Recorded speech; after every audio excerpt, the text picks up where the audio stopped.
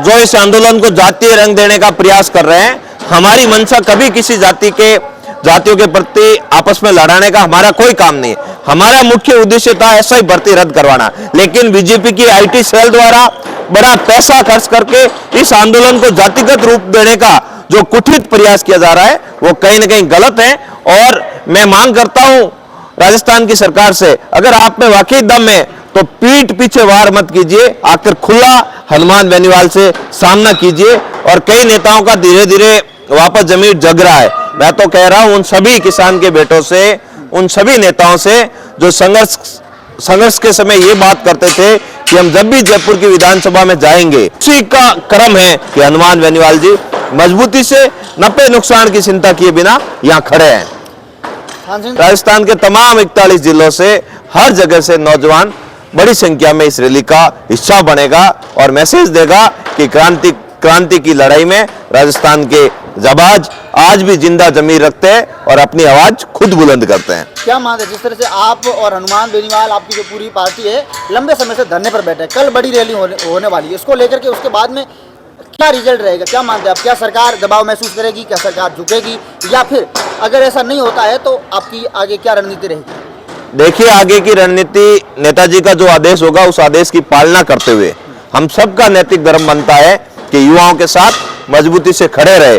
और कई नेताओं का धीरे धीरे वापस जमीर जग रहा है। मैं तो कह रहा हूं उन सभी किसान के बेटों से, उन सभी नेताओं से जो संघर्ष के समय ये बात करते थे कि हम जब भी जयपुर की विधानसभा में जाएंगे या देश की सबसे बड़ी संसद लोकसभा में जाएंगे, तब हम आप युवाओं के मुद्दे की पैरवी करेंगे, युवाओं की हक की बात करेंगे, हम बात करेंगे, युवाओं के सपनों की बात करेंगे। उन सभी नेताओं से निवेदन है, उन विधायकों से निवेदन है, उन सांसदों से निवेदन है कि आप अपने अंदर के जमीर को जगाइए और बिना कोई नफे नुकसान के आप इस रैली के हिस्सेदार बनिए और संदेश दिए कि सबसे बड़ा धर्म जो होता है वो आम आवाम का धर्म होता है। सबसे बड़ा जो धर्म होता है वो जन सेवा का धर्म होता है, जिसको लेकर आपको लोग वोट देते हैं, आपके साथ खड़े रहते हैं। उसी का क्रम है कि हनुमान बेनीवाल जी मजबूती से नफे नुकसान की चिंता किए बिना यहाँ खड़े हैं। हाँ सिंह जी, 2017-18 का एक दौर था जब एक साल के अंदर 5 बड़ी रैलियां हनुमान बेनीवाल की देखने को मिली थी। और जहाँ तक मैं सही हूँ, राजस्थान के इतिहास के अंदर सबसे बड़ी भीड़ कहीं ना कहीं जो विद्वान लोग हैं उन्होंने उन रैलियों के अंदर बताई थी। कल की जो रैली है उसको आप किस तरह से मानते हैं? राजस्थान की राजनीति, राजस्थान की दशा, उसकी दिशा को लेकर के क्या मानते हैं? देखिए, कल की जो रैली है वही 2018 वाला ग्राउंड है, उसी जगह पर है।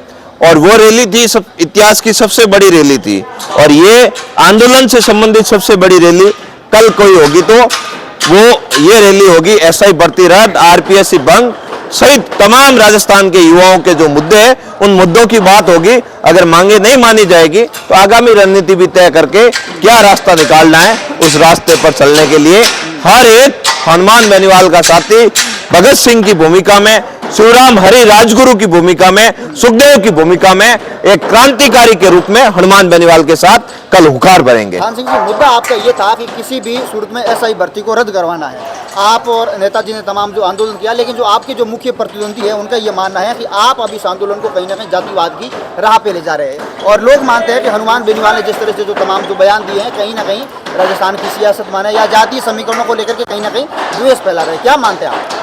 देखिए, ये वही लोग हैं जो इस आंदोलन को जातीय रंग देने का प्रयास कर रहे हैं। हमारी मंशा कभी किसी जातियों के प्रति आपस में लड़ाने का हमारा कोई काम नहीं है। हमारा मुख्य उद्देश्य था ऐसा ही भर्ती रद्द करवाना, लेकिन बीजेपी की आईटी सेल द्वारा बड़ा पैसा खर्च करके इस आंदोलन को जातिगत रूप देने का जो कुठित प्रयास किया जा रहा है वो कहीं ना कहीं गलत है।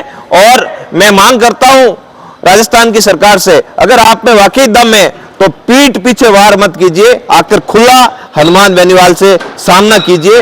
आपको पता चल जाएगा हनुमान बेनीवाल कैसी आग है। अगर इस आग से टकराओगे भजन लाल जी की सरकार, तो कहीं ना कहीं ऐसा ना हो कि आपकी सरकार ही जल जाए और कल कहीं या दूसरा आकर सीएम बन जाए। मैं तो कहता हूं कि हक की बात है। जब राजस्थान में आपका विधानसभा के चुनाव थे उस समय मोदी जी ने वादा किया था, उस समय अमित शाह जी ने वादा किया था, उस समय राजेंद्र राठौड़ साहब ने वादा किया था, वसुंधरा राजे जी ने वादा किया था और तमाम बीजेपी के बड़े नेताओं ने वादा किया था कि राजस्थान में बीजेपी की सरकार बनी तो पेपर माफियाओं को जेल की सलाखों के पीछे भेजेंगे, एसआई भर्ती रद्द करेंगे। माननीय गृह मंत्री जी का ये बयान है, जब बड़े बड़े आपके नेताओं के बयान है। करोड़ीलाल जी मीणा कंटिन्यू धरने पर थे, कल उनका मन हुआ तो वापस वो धरने पर आए, तो हो सकता है कल यहाँ मंच पर भी आ जाए, कोई बड़ी बात नहीं है। लेकिन बीजेपी अपना वादा भूल गई है, उस वादे को याद दिलाने के लिए हम नहीं कह रहे थे ये ऐसा ही भर्ती रद्द करो, ये भारतीय जनता पार्टी कह रही थी। और भारतीय जनता पार्टी सत्ता में आने के बाद जो अपने वादे को भूली है,